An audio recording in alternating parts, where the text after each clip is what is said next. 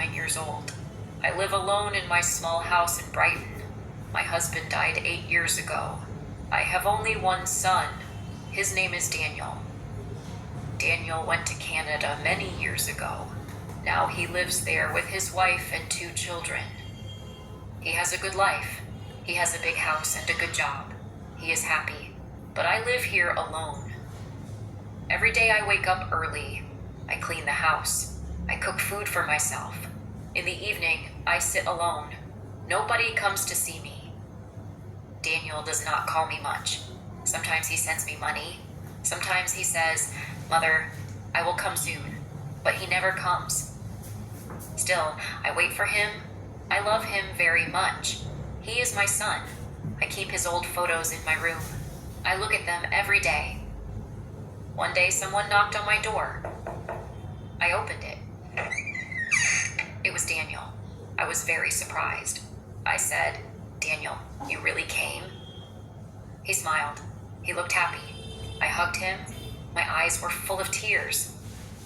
He came inside. I made tea for him. We sat and talked. I asked, "How is Sarah? How are the children?" He said, "They are all fine." Then I asked, "Why did you come?" He said, "I missed you, Mother. You live here alone. I worry about you. I want to take you to Canada." I was quiet. He looked at me and said, "You are getting old. It is not safe here.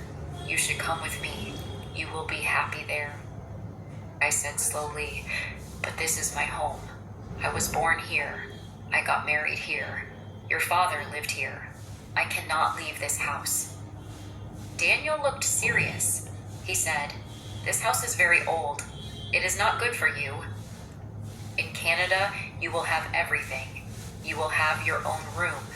You can see the children every day. Sarah also wants you to come." That night I sat alone and thought, what should I do?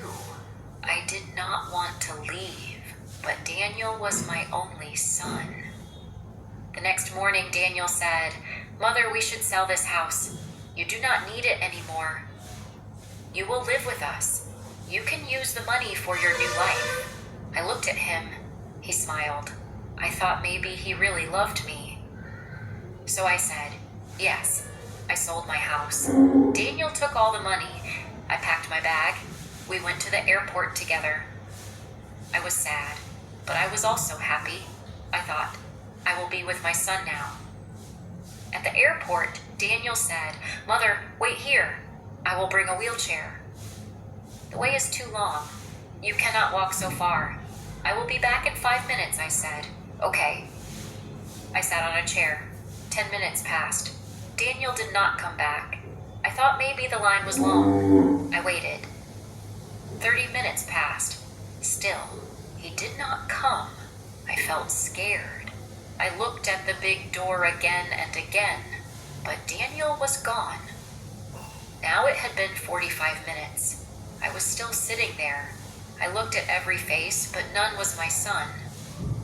I told myself, Daniel cannot leave me. He is my son.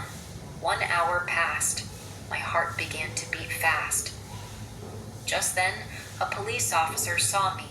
He walked toward me and said, "Ma'am, are you waiting for someone?" I said, "Yes, my son. He is bringing a wheelchair for me. We are going to Canada." The officer asked, "Do you have his photo?" I took out Daniel's picture from my bag. I also showed my ticket. The officer nodded. He said, "Please wait here. I will check inside." I said, "Thank you." I waited again. After a long time, the officer came back. His face was serious. He sat next to me. He said softly, "Ma'am, I am sorry. Your son has boarded the flight. He has gone.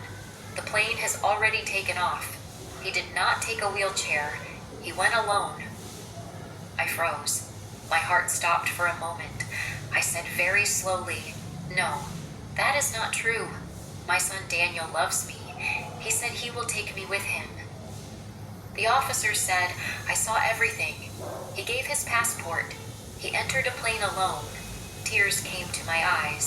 My heart broke. I cried and cried. The officer's eyes also became wet.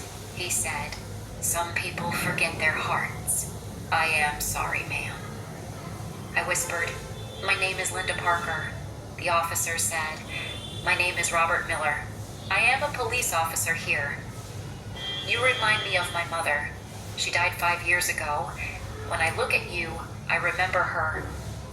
Then he said, "Please come with me. You cannot sit here. You will get sick. Come to my house. My wife is kind.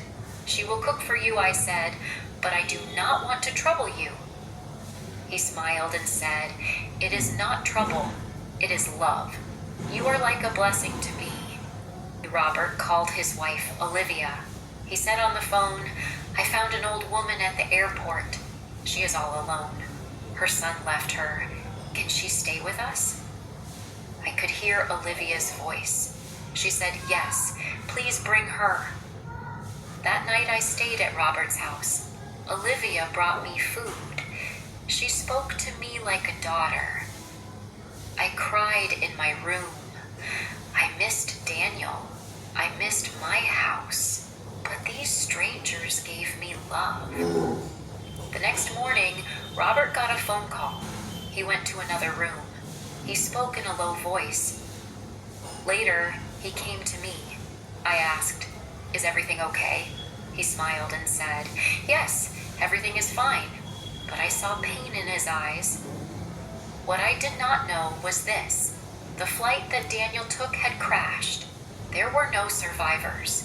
Daniel was gone. But Robert did not tell me. He knew that I still loved my son. Even after what he did, I still prayed for him. I still hoped that one day he would come back. The days passed slowly. I stayed with Robert and Olivia. Robert took care of everything. He helped me go to the doctor. He bought my medicine. He treated me like his mother. His wife gave me respect. Their home became my home. Their family became my family. I only prayed. I prayed for Daniel's soul. I prayed for the children he left behind. I prayed that no mother feels what I felt at the airport. One day Robert asked, "Do you ever think about going back to that house?" I looked at him and said, "I already lost that house, but I found a new home here." Daniel was gone, but I got the son I truly deserved. I feel grateful. What would you do if you were in Linda's place? Tell me in the comments below. If you liked this story, please like, comment, share, and subscribe. I'm making coffee.